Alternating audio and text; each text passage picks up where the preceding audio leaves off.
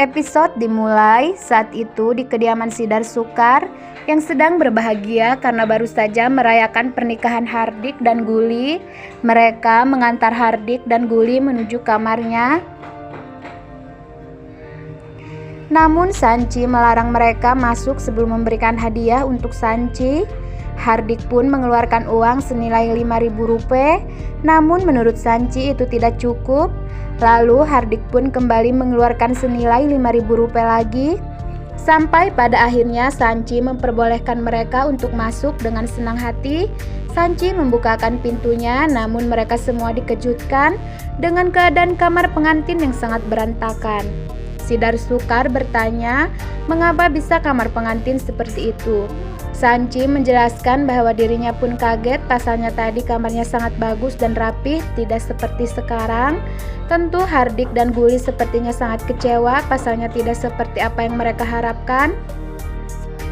Tiba-tiba Suganda datang seraya tertawa puas. Sidar Sukar menanyakan kepada Suganda, apakah Suganda yang melakukan ini semua?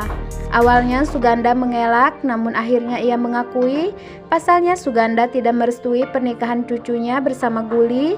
Sontak Sidar Sukar memarahi Suganda, mengapa bisa Suganda melakukan ini semua? Ia pun menyuruh Suganda untuk pergi. Anandi dan Sanci hendak membereskan kamar pengantin terlebih dahulu, namun menurut Hardik tidak mengapa, biarkan ia saja yang membereskannya. Akan tetapi Anandi tetap kekeh. Si pun angkat bicara bahwasanya Anandi tidak mengerti bahwasanya Hardik ingin segera berduaan dengan Guli. Lalu Hardik dan Guli pun masuk ke dalam kamar. Hardik langsung mengambil ember untuk membersihkan kamarnya yang sangat berantakan. Guli mengatakan bahwa Hardik tidak perlu melakukan itu semua. Sontak Hardik kebingungan bagaimana bisa mereka tidur dalam keadaan yang sangat kotor. Padahal maksud Guli itu pekerjaan istri bukan suami. Sampai pada akhirnya kamar sudah bersih. Hardik pun mulai membelai mesra Guli. Akan tetapi ketika Hardik memeluk Guli, ia merasa kesusahan dan tidak nyaman, pasalnya pakaian Guli yang sangat tebal. Ia pun menyuruh Guli untuk mengganti pakaian yang lebih tipis. Namun Guli tidak memiliki baju yang Hardik inginkan. Sampai pada akhirnya Hardik ingat bahwa ada kado dari Anandi. Ia menyuruh Guli memakai baju tersebut. Guli pun memakai baju pemberian Anandi.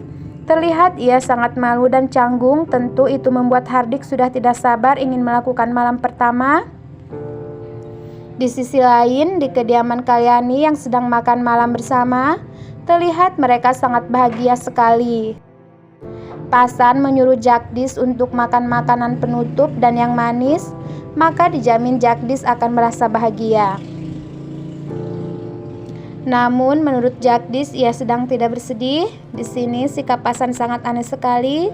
Dengan tiba-tiba dan tidak biasanya Pasan menyuapi Kalyani, lalu Pasan pun menyuapi Jagdis.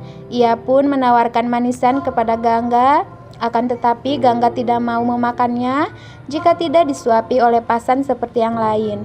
Pasan pun tersenyum seraya menyuapi Gangga. Kemudian Pasan memberikan manisan tersebut kepada Gehna. Gehna pun menghampiri Pasan seraya membuka mulut, namun Pasan menyuruh Gehna untuk mengambil manisannya sendiri. Sontak Kalyani berkata, mengapa kau tidak menyuapi Gehna? Apa salahnya, bukankah ia istrimu? Baiklah, jika kau malu, aku akan menutup mataku, ucap Kalyani. Pasan pun menyuapi Gehna guys. Lalu setelah makan malam, mereka langsung tidur di kamar masing-masing. Terlihat Kalyani yang sangat gelisah, pasalnya ia mimpi buruk. Ia menggendong Pasan dan Bairon lalu dikejar oleh penjahat yang ingin membunuh Pasan. Sontak Kalyani terbangun dan terlihat sangat ketakutan sekali. Kalyani pun bergegas menuju kamar Pasan. Ia mengetuk kamar Pasan. Pasan dan Gehna pun terbangun dan membukakan pintu. Mereka menanyakan ada apa. Kalyani pun menanyakan apakah Pasan baik-baik saja. Pasan pun mengajak Kalyani untuk duduk terlebih dahulu. Ia heran apa yang terjadi sebenarnya kepada Kalyani. Kalyani pun menceritakan semuanya bahwa ia mimpi yang sangat buruk. Pasan mencoba menenangkan Kalyani bahwasanya itu hanya mimpi. Lagi pula di mimpi Kalyani itu hanya Pasan masih kecil.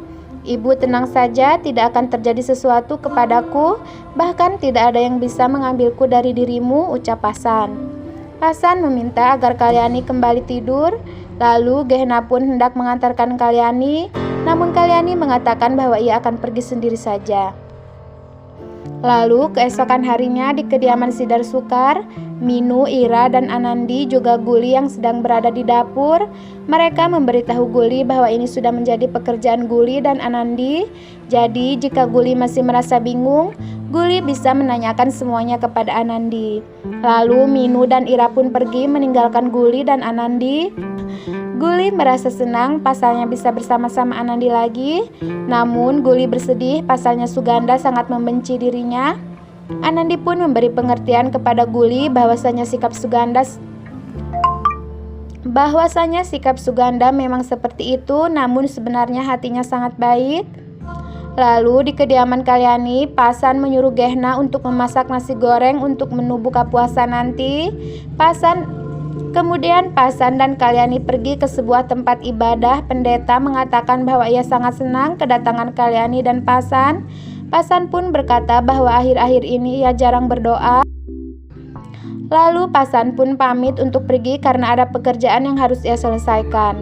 Nanti setelah acara selesai, ia akan kembali menjemput Kalyani. Singkat cerita, acara pun selesai. Kalyani berpamitan kepada teman-temannya untuk keluar dan menunggu Pasan menjemput dirinya. Kalyani pun berjalan seraya menunggu Pasan datang. Lalu tiba-tiba ada sebuah mobil truk yang mengalami remblong. Sang sopir dan kernet berteriak agar semua orang di tepi jalan menyingkir, namun tidak dengan Kalyani. Sepertinya ia sangat fokus dengan sesajen yang ia bawa. Pasan yang hendak menjemput Kalyani, ia terkejut melihat mobil yang di belakang Kalyani melaju dengan kencang. Pasan berteriak, "Ibu, awas, menyingkirlah." Namun sepertinya Kalyani tidak mendengar. Sopir truk pun panik pasalnya Kalyani tidak minggir sampai ia membunyikan klakson sangat panjang. Kalyani pun berteriak karena kaget. Pasan langsung melajukan mobilnya dan melompat dari dalam mobil. Ia mendorong Kalyani sampai terjatuh dan Pasanlah yang tertabrak truk tersebut. Kalyani yang melihat Pasan tertabrak dan bersimbah darah, ia berteriak dan langsung menghampiri Pasan. Lalu Kalyani meminta warga untuk menelpon ambulan dan membawa Pasan ke rumah sakit. Namun Pasan berkata tidak perlu, pasalnya ini sudah saatnya untuk Pasan pergi. Sontak Kalyani semakin histeris dan meminta agar Pasan tidak berkata seperti itu. Namun Pasan malah mengatakan bahwa ia akan pergi. Ia menitipkan Gehna, Nandu, Jagdis dan lainnya kepada Kalyani. Pasan berharap agar tidak ada lagi kesedihan di rumah Kalyani.